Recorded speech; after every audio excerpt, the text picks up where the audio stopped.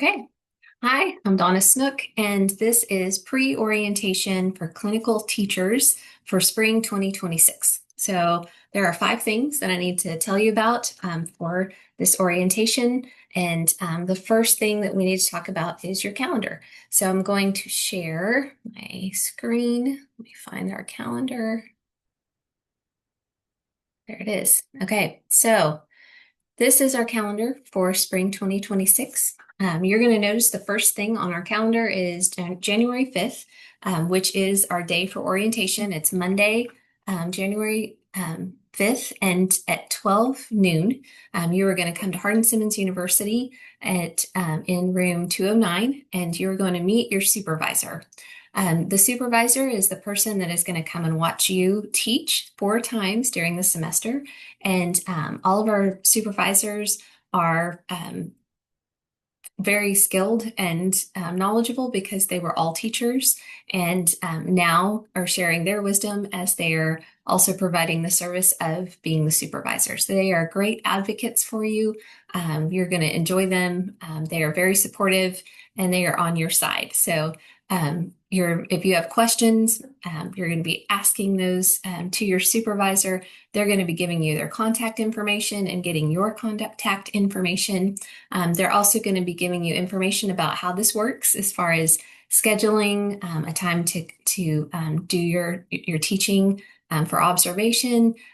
They are also a great listening ear if something in the classroom just didn't seem right, and you're wondering, is that normal? But you don't want to ask your cooperating teacher. You can ask your supervisor, and they can tell you, yeah, that's normal, or nope, that's not normal. Let's fix that. So like I said, they are part of our team and are wonderful. But that will be the first thing you'll do at orientation is to meet them, and then at 1 o'clock, Dr. Collins will then be going over the student teaching handbook, which is also part of this email. It's one of the attachments if you want to read ahead and see what you're going to be learning during that session. During that time, she's going to be answering all of the questions. All of you will have questions, and we want you to ask them because if you're wondering about something, everybody in the class needs to know it too. And so this will be a great time for questions as y'all go through all the parts of the handbook. And those questions will get answered. And then we will release you to go after that and go and meet your principal. You are going to be going to your first campus. So if you have 2 placements, it's just your first one that you're going to meet. And you will go to that campus and check in at the principal's office and meet them. And they're going to be giving you great information, anything from like where to park, what is the normal check-in for every day? Do you need to sign in or do you need to swipe a lanyard? How does that work for the campus? And they might also be able to give you some information about campus rules as far as, an emergency situation kind of information. But once they're done and they've met you, then they're going to release you to go and meet your cooperating teacher. This is going to be an opportunity for you to get familiar with the classroom, for you to introduce yourself, and also to find out things like where's the bathroom, where's the cafeteria, all of that kind of information. You'll also be giving your contact information to your cooperating teacher at that time and asking them questions like, if I get sick during the semester and I need to let you know before the beginning of that day, would you like me to text you or would you like me to send you an email? What is most convenient for you? What is their preference? And so you're going to get to kind of get the lay of the land that day, and then you will notice that on January 6th, that is the first day of classes for Abilene and Wiley. For Clyde. So that's your day one, is that very next day the students arrive. So Monday will be your day to get familiar with things, and then Tuesday you'll be meeting students and observing what is the normal day for your classroom. Also, on February is the end of placement 1. So if you have 2 placements, your first placement is going to go from January 6th through February 27th. and then you're going to switch placements to your second placement. And you will have an orientation with your new placement on February 26th. And that will be, it's a Thursday. Thursdays are better than Fridays for new things because crazy things happen on Friday. People leave early. And so Thursday, February 26th, you will meet your new principal and your new cooperating teacher. And so that is your second placement. And so the first day of second placement is March 2nd. And that goes all the way through May 1st. If you only have one teacher your entire time, then you will be in placement from January 6th all the way through May 1st. So all of our placements are different. So some people will have two, some people only have one. And so you'll just follow what your placement is. You will notice that spring break is March 9th through the 15th. And that lines up with Hardin-Simmons spring break also. So that one, we actually have the same, but this is a good opportunity for me to let you know that you are following the holidays of your campus, not Hardin-Simmons. So if Hardin-Simmons doesn't have a day, but the campus does, you're going to receive that day because it is whatever your campus is doing. So you're going to need to get online and look at your ISD's calendar to see what are your holidays. You'll want to know if you get the Friday before Easter or the Monday of Easter. So look at all of the holidays. I also want to let you know that if it says Professional Development Day, that is not a holiday for you. You are now a teacher. So you will be following your teacher into Professional Development Day. So if your teacher is going to be going through professional development and they let you come, because it's possible there is a training that you might not be allowed in. But for the most part, you're going to be following your teacher to professional development days, and that will count as part of your hours if your teacher is there. So, but just to let you know, that is not a holiday for you. I'm sorry. Then we also, after spring break, May 1st is your last day of clinical teaching. And so after May 1st, if for any reason we need to send you back into the classroom to get more hours, you would be making up hours that are needed. And that would be May 4th through the 7th. And so those are our makeup days if needed. Otherwise, commencement, your graduation is May 8th, and we are the 2:00 time. So let me stop sharing on that one. So that is our calendar. And I mentioned your hours. So I need to explain to you how we are going to be keeping track of your hours during this time. So I'm going to pull up a form that's called the tracker. Let me find it. Here it is. Okay. So this form right here is called the Clinical Teaching Duration Tracker. And this is because TEA requires that we prove that you have been in the classroom 490 hours. 490 hours is roughly 70 days in an 8-hour day.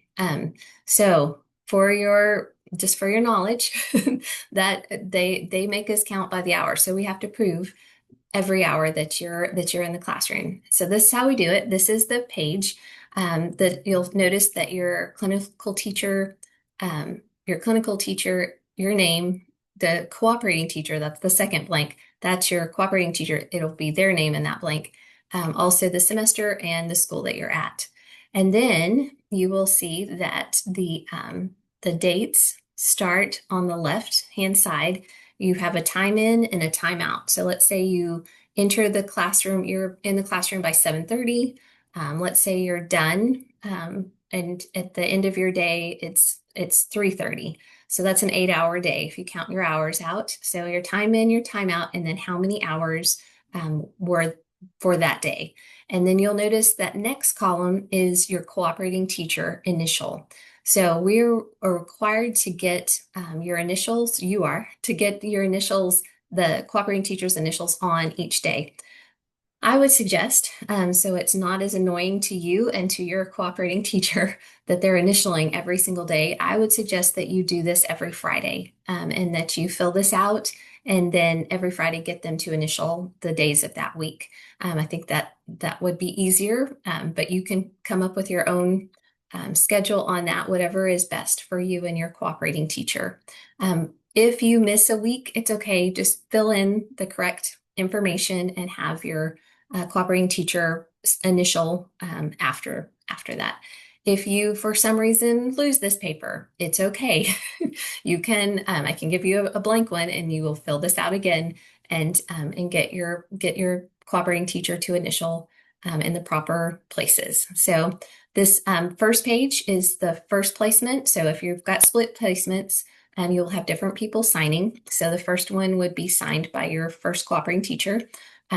For those of you in the same placement, feel free to have them sign the same person both sides. So the second paper is the second placement, and those days, same situation, except you will notice on the second page, we do have a grand total, and that grand total needs to be 490 hours or more. So if it is not 490 hours, we will have to send you back into the classroom to complete the hours, because we cannot certify you unless you have been in the classroom for 490 hours. I'll also say that spring is an interesting semester. We deal with snow and weather. So most of you, with one exception, most of you are in the classroom for more than 70 days. So there is some wiggle room, about 3 days wiggle room in your schedule.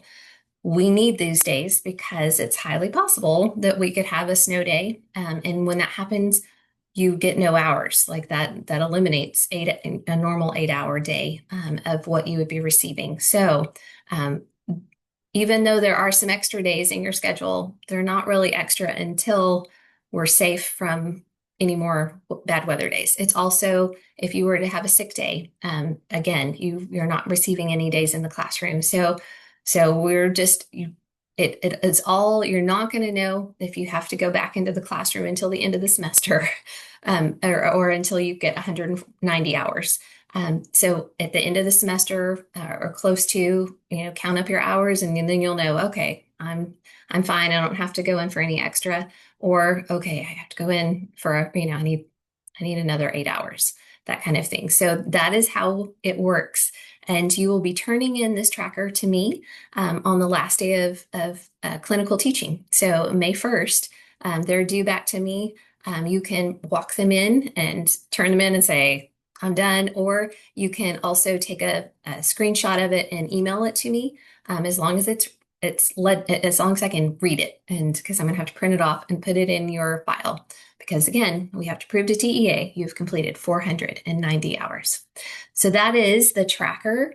And now I'm going to tell you about ATPE, and I'm going to pull that up. So you will notice in your email that there are 3 other links that you're going to be dealing with. The first one is my video. The second video is about certification, the 5 steps of certification, and you will watch that and learn about that. And if you forget those, it's okay, because you have that video to refer back to about the 5 steps of certification. Then the next one is about ATPE, which stands for the Association of Texas Professional Educators. It is a professional teaching organization. They allow, anyway, for their membership, a free membership for clinical teachers, which is great, because to not pay money for it, but be able to kind of get a feel for what all they provide. And one of the things specifically that they provide to all clinical teachers is free legal information. So in a liability situation, if somebody were to sue you in the classroom, you would want representation and be able to talk to a lawyer, and that's what they provide. You want to make sure that you are actually a member of this group before your first day of school, because we want you covered from day one. And one of the reasons why we want you to have coverage is because you don't always know when something is going to be against you. Unfortunately, we have had to have two students actually call ATPE for legal information. And I'm going to give you the story of the first one because there was no, it was a surprise. It's like, what? What is this? It was a student. She was an elementary clinical teacher. And that day at clinical teaching, one of her jobs was to take the class on their bathroom break, take them into the hallway. And then when they were done, that class, the class moved as a whole back to the classroom. So she was, and the next class was coming in. It was their turn for the bathroom break, and so she was pulling her students out of the bathroom, saying, "Come on, it's time." And one of the little girls was playing in the water in the sink and was not paying attention, so she didn't come out. So the clinical teacher went in and said, "Come on, it's time to go," and she left with her. And unfortunately, there was a teacher's aide who turned in our clinical teacher and said that she had pulled the little girl's hair in order to get her out of the bathroom, which did not happen. But because there was something that was an allegation against the student, then the student, our clinical teacher, was immediately pulled from the classroom to the principal's office. And then she called us and said, "What do I do?" And so we had her contact ATPE to get legal advice because we are not legal professionals. We want legal professionals to give us advice. And so thankfully, in this situation, in the middle of all of the investigation, so a principal, when something is alleged, they have to turn information into the police department, into CPS, and then just the ISD in general. Everybody has to check things out and make sure everything's okay. When they did the investigation, thankfully the child said that did not happen, and she did not pull my hair, and so that was great. We did not have to go through a whole situation. But in the moment, we didn't know. We didn't know what we needed. So it was good to have ATPE to give us information and to make sure we were handling things correctly. So how do you become a member of ATPE? I'm gonna, the screenshot I have up right now is their website, and it is the link that is in your email. And if you slide down, you will notice in their membership, they have a membership that is for clinical teacher, paid resident, and it says free. That's very good. And so when you click on join now, you will be able to complete their application. Just make sure that the whole time that you are choosing the membership that is the free clinical teacher. And that is the one you're going to choose, and you'll fill out the information with them. Again, it's not gonna cost you anything. And the important piece is that you have some opportunity for legal information if needed. They also have lots of great information that they're going to be sharing with you through the year. They are going to give you other supports in as a teacher, and so it's great to just learn more about a professional organization. And then next year, when you get your job, you can choose them or the other ones. There are 2 or 3 other professional organizations out there, so you can feel free to join any of them if they have a free membership, and explore which one is going to give you the support that you're going to want as a teacher. So that is ATPE.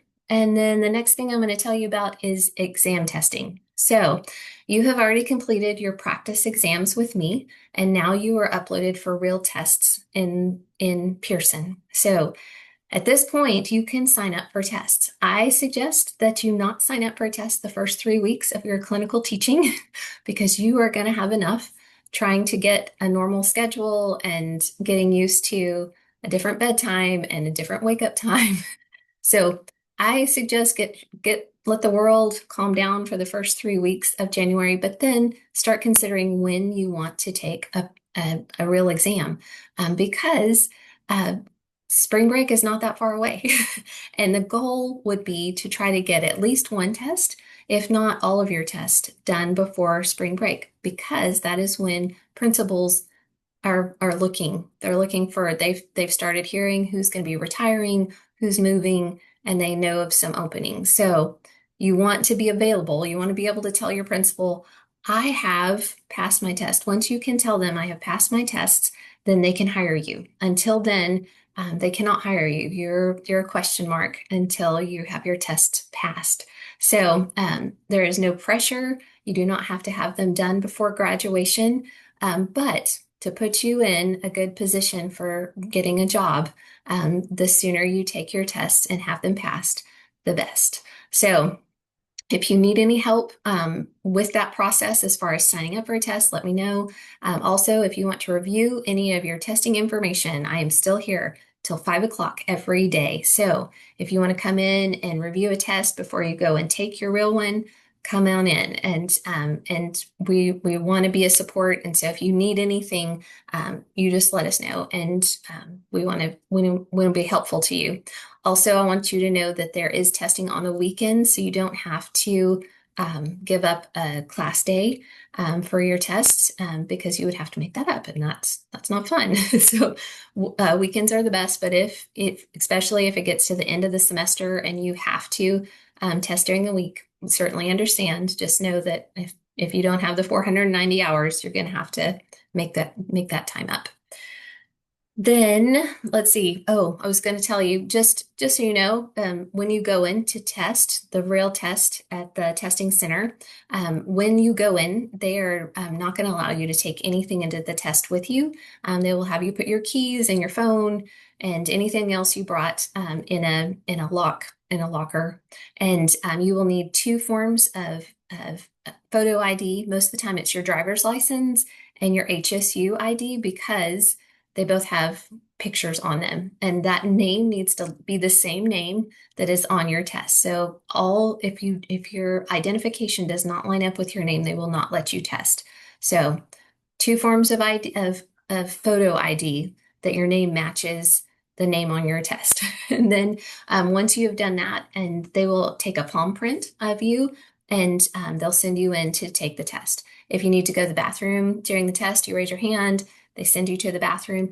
After you're done, they're going to take your palm print again. I don't know why, but they do, because you can't escape the bathroom. I don't know why they're doing this, but that's what they do. And then they send you to finish your test.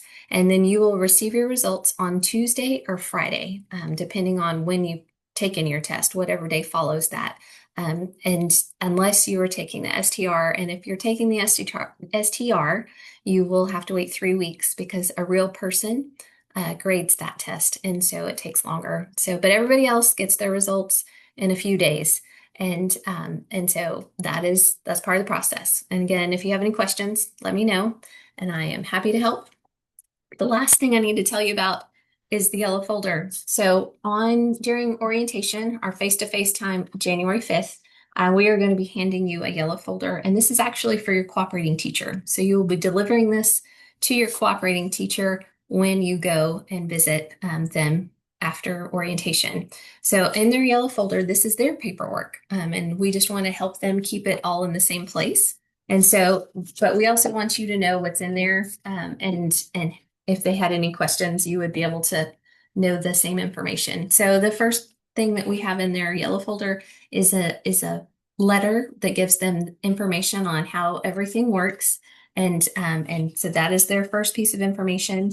Then there is also a midterm and a final appraisal. So the midterm, they're going to be watching you all the time. And so they're going to be very familiar with teaching and what you're doing great at and what you're working on. And so they are going to put down, they're going to like literally write it down in the way that you'll be looked at by your observations.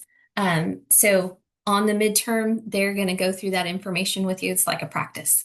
And so there's one midterm in there, and then there is the final appraisal. And that final appraisal is, again, it's going to be information about you and how you're doing. And we know that nobody's perfect. There's going to be things we're all working on. So just remember that as you're going through these evaluations, these are always to make the next one better, the next observation better. So just know that it's okay that they're going to say, oh, let's work on this. And also in here, there's going to be, after these evaluations, there are 2 envelopes in here that are postage paid. That's how they're going to get them back to me, so I can put them in your folder. And there is a Big Country Teacher Center handbook, just like you have. But we put it in their folder also. So that's what's going to be in their folder and what you will be handing to them so they have information. We want to support them in this process too. So if they have any questions, we want to answer those questions.